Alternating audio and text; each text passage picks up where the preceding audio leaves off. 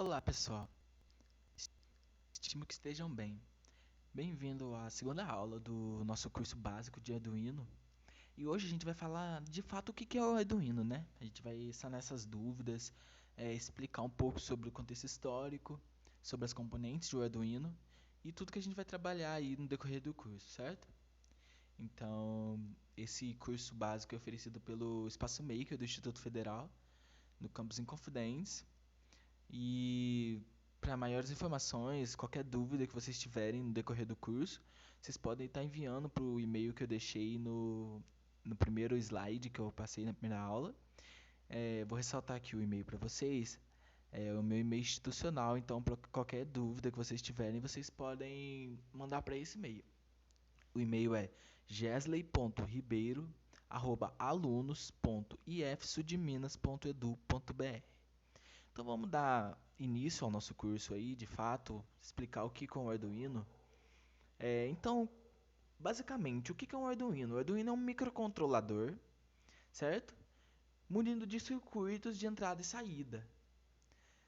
Ou seja, é uma plaquinha que você controla aspectos físicos e transforma em circuitos, ou transforma em circuitos elétricos. Então vou mostrar para vocês primeiro que é o contexto histórico de como foi criado isso, o Arduino, como foi pensado ele, e eu explicar depois o que é de fato e qual as aplicações dele, né? Então, o que é um Arduino? Qual o contexto do Arduino, na verdade? Então, o Arduino foi criado em 2005, pessoal, por um grupo de pesquisadores, que são o Massimo Benzi, o David Kocheles, Tom Eagle, Gianluca Martino e o David Mellis. Então, o objetivo deles, pessoal, era elaborar um dispositivo que fosse barato, funcional e fácil de programar. Então, sendo dessa forma acessível para estudantes, projetistas da época, artistas que utilizavam aqui, que precisavam de utilizar esse tipo de tecnologia e que fosse fácil de programar e fosse barato. Então, além disso, foi adotado para essa placa, para esse sistema, um conceito de hardware livre, que é o Open Source Hardware, que é o que eu coloquei na apostila de vocês depois, detalhado, depois vocês podem ver, que significa que qualquer um pode montar. Você pode montar de qualquer forma, você pode modificar, personalizar teu Arduino, partindo do mesmo princípio, certo? De hardware livre. Então, para isso foi criada uma placa que é composta de um microcontrolador Atmel, com circuitos de entrada e saída. E ele pode ser facilmente conectado a um computador e programado via IDE.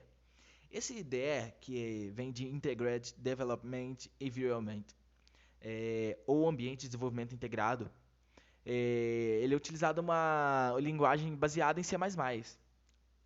E não tem a necessidade de equipamentos extras, além de um cabo USB que você precisa para conectar ao computador.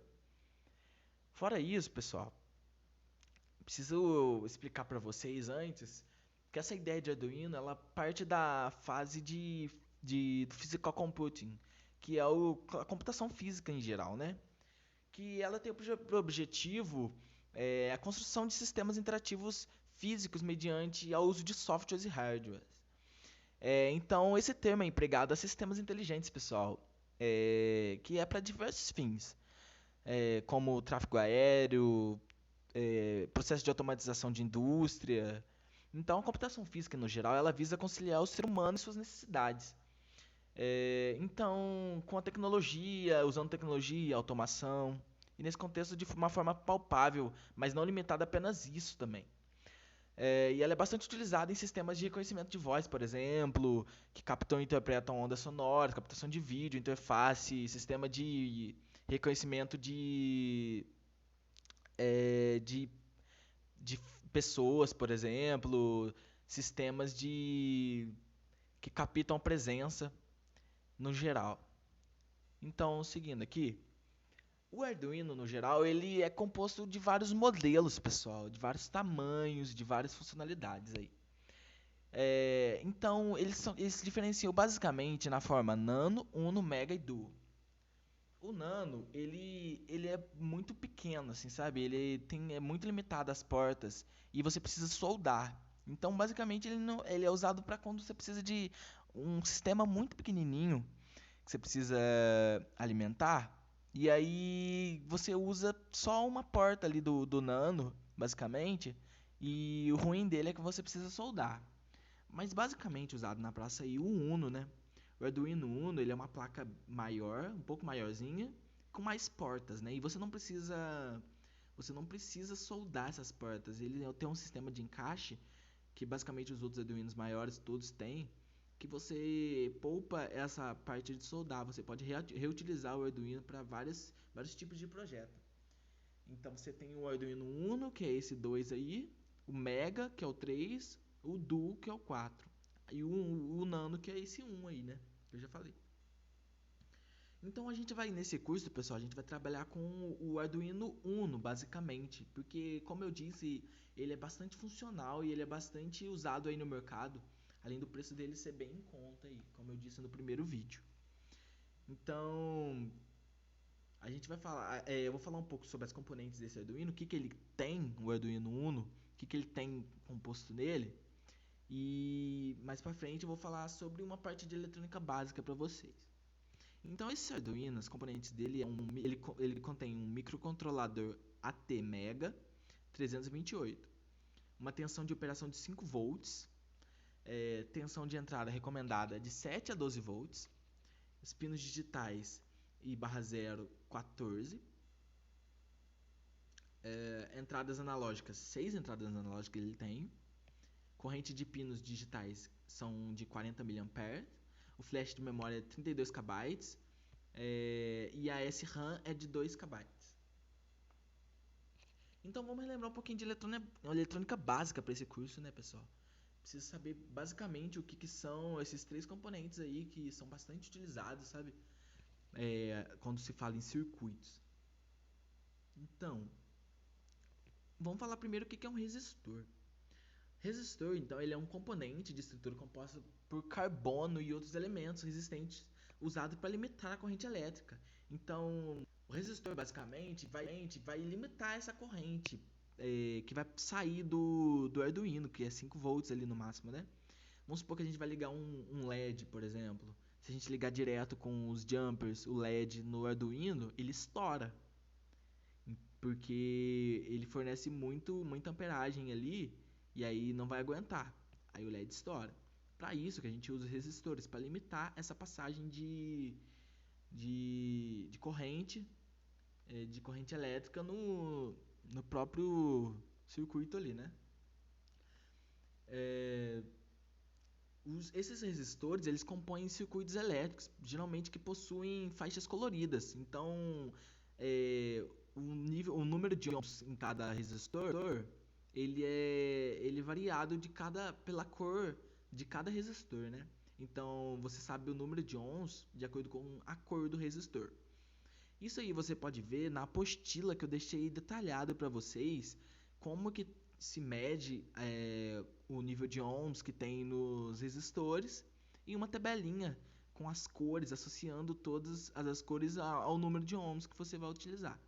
Então, para cada tipo de sistema que você for utilizar, cada tipo de circuito, você vai utilizar um ohms diferente, um número de ohms diferente, um resistor diferente, para bloquear essa passagem de circuito elétrico. Aí, junto a isso aí, pessoal, a gente tem o termistor. Ele é um elemento, um sensor de temperatura composto por um material de semicondutor sinterizado. Então, basicamente, ele é capaz de exibir uma grande alteração de resistência que é proporcional às pequenas alterações de temperatura. Então, ele é muito sensível à temperatura e ele vai mostrar isso, essa alteração. Ele exibe essa alteração. Seguindo aí, a gente tem o diodo, que basicamente o diodo, pessoal, ele transforma a corrente alternada em corrente contínua. Então ele vai pegar aí, ele tem aí um elemento, um componente, ele é um componente eletrônico composto de cristal semicondutor e feito de silício, ou germânio também, que é um outro elemento que você pode usar, numa película cristalina.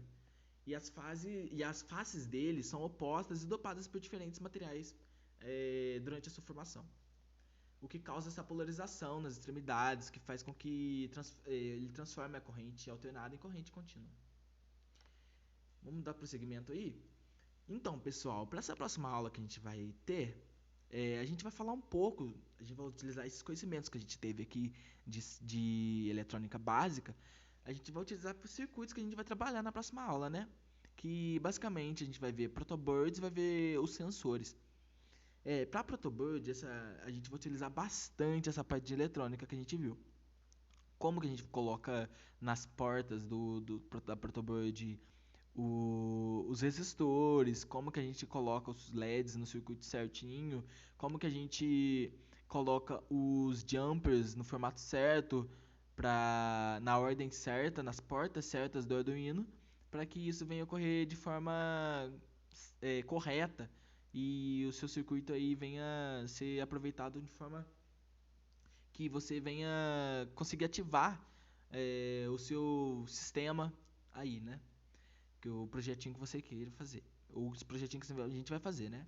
Então, basicamente, a gente vai ver esses circuitos no Tinkercad, nas aulas que a gente vai ver, que a gente vai fazer uns projetinhos, acender LED, basicamente, ver alguns sensores. Aí a gente vai utilizar essa parte de eletrônica e eu vou mostrar para vocês direitinho como que funciona, basicamente, a gente ativar esses sensores por meio dessa eletrônica básica que a gente está trabalhando, né?